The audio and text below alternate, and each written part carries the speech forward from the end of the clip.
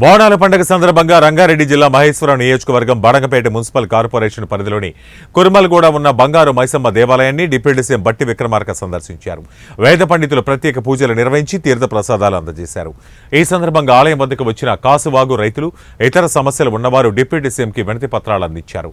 వినతి పత్రాలు తీసుకుని వారి సమస్యలను పరిశీలించి సంబంధిత అధికారులతో విచారణ చేయించి చర్యలు తీసుకుంటామని బట్టి విక్రమార్క హామీ ఇచ్చారు.